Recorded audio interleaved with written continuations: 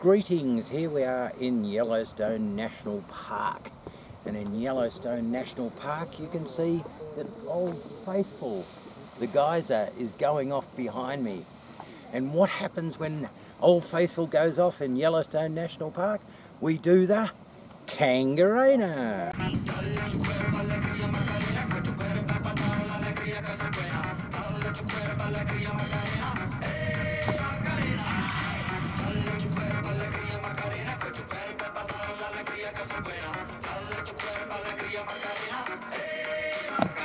Kangarena. There it is, Old Faithful firing up. What time is it? It's 10 to 8 in the morning.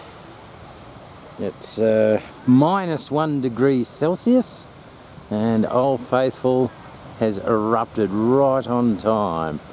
So there we go. Nice big plume of steam, and looking good. Apparently it erupts for about 4 or 5 minutes, so it's gushing up. You can see how high it is from where we are. And it has been faithful. Did see it yesterday afternoon. It was about 10 minutes late. Today it's pretty much on time. So it erupts every 90 minutes. You can see down there, lots of smoky, steamy stuff going on. But the actual action is right here.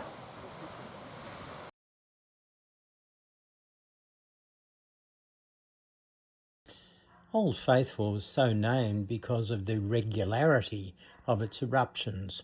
These days it erupts around about every 90 minutes. Maybe 30 or 40 years ago, the time was about 60 minutes between eruptions, and that's due to changes in the nature of the geyser itself. The geyser produces large volumes of boiling hot water, around about 20 to 30,000 litres at a time, and it's erupted something like 40 or 50, 60 nearly metres high.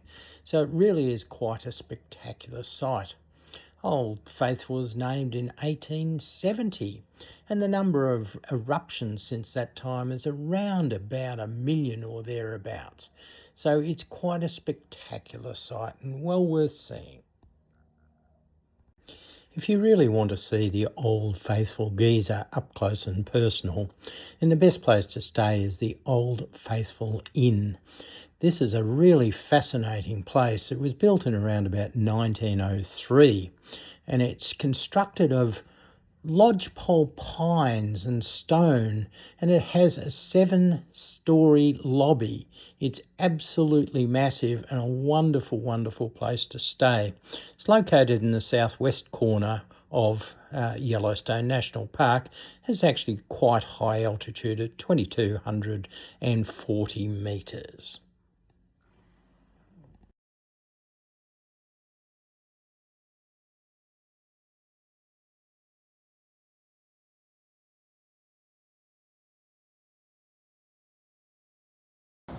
Alright, we've just moved around from Old Faithful.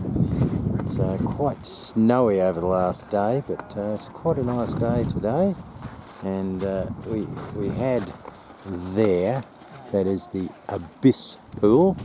Apparently there was a foot found there some time ago, and other bits and pieces were also found in different locations. But this one is, as we can see, the Black Pool. And it looks quite blue, but it's hot. Hot, hot, hot. And there is Yellowstone Lake, just over the other side. So, let's have a look at Yellowstone Lake. So, we're just walking along the edge here, and you can see these little pools absolutely boiling merrily. Now, the lake itself is a cold lake, so these are obviously vents that just go up into the lake. But, you know, big lake. So this is Yellowstone Lake. You see we're walking along quite an icy track, and and it was pretty snowy yesterday. This pass to come down here to, I think it was called Left Thumb, was cut off yesterday, but it's nice and fine and operating today. So this is Silex Springs up the Yellowstone. They're the extremophiles. And Andrew was saying normally we don't get these colours. You get a lot of steam. But, you can see the colours there all the way down. He was saying they get darker as you move further away from the heat. Okay, so here we are at the mud pot. And difficult to see as usual, but you can probably see some gurgling taking place in the screen.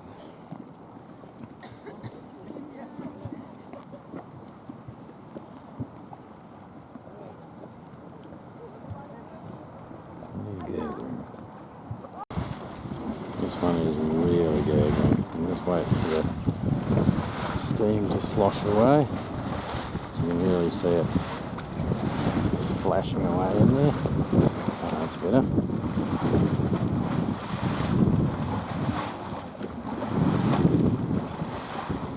That's a hot one.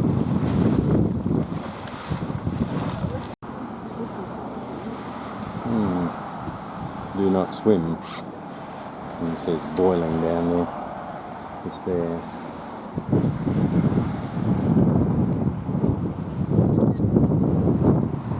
See the snow down the back.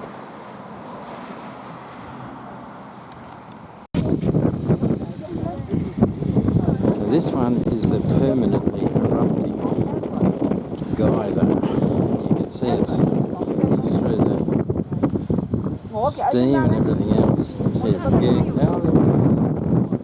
it's permanently geysering. See.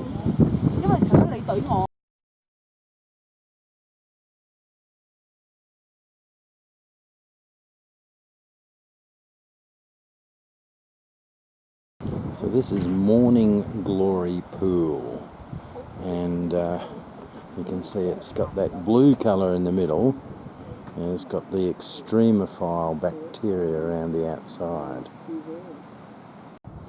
Right, we've just seen our first geyser, and it's not Old Faithful, it's just up there, and it's shooting off.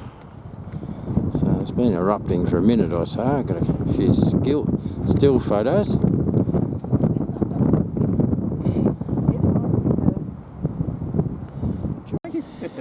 So I'm not sure which geyser this one is. Seems to be permanently shooting. It's pretty hot. I really wish I could see this screen better. But it's gurgling away merrily. It has been for a little while. Might just be the way it is.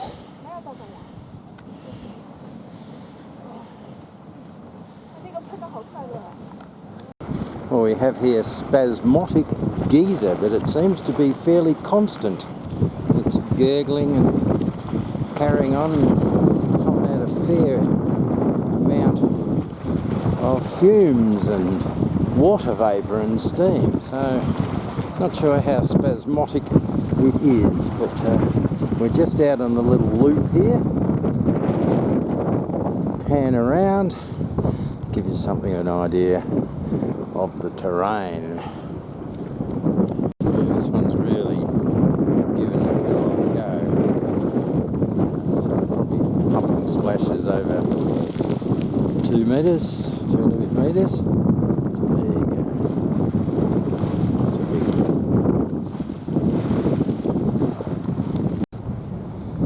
There you go, Old Faithful. Just over an hour and a half since the last eruption, but pretty faithful. There we go. So a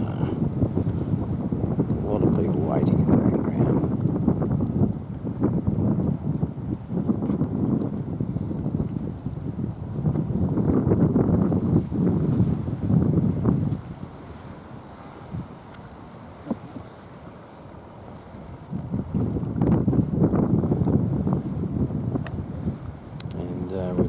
does this for about 4 or 5 minutes.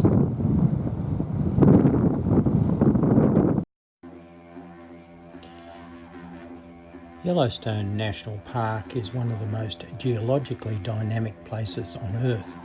It's quite a large area. It occupies nearly 9,000 square kilometres, and it ranges mostly from Wyoming, but there are some parts in Montana and Idaho as well. It's also quite high at around about 2,400 metres altitude, which means that it's quite cold up there, and at the time that this was taken, which was May, it was quite cold, -4 degrees, and it had snowed quite a lot. The largest feature in the area is the Yellowstone Lake, and it too is very, very cold, but it's surprising that it's surrounded by so much hot water from the hydrothermal vents. It sits on top of a large magma chamber called a supervolcano, and this entire caldera was formed by 3 eruptions that ranged back to 2 million years ago, and the third one was about 640,000 years ago. The hydrothermal features, there's around about 10,000 of them. There's about 500 geysers, which marks about half of those in the world. And it is quite incredible to look around on a cold day and see all this hydrothermal activity going on in such a cold climate.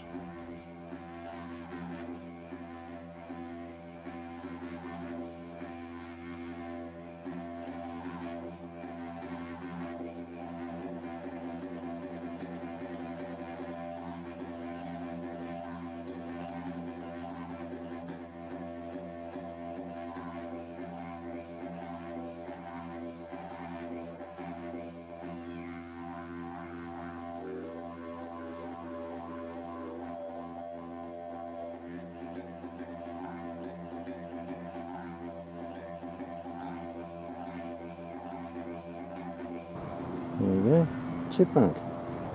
How good's that?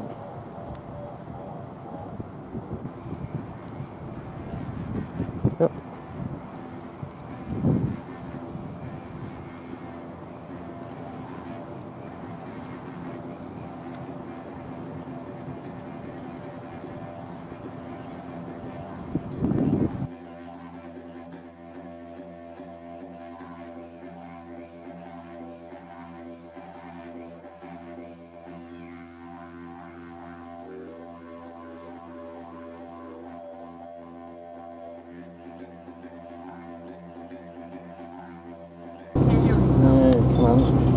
Nice one.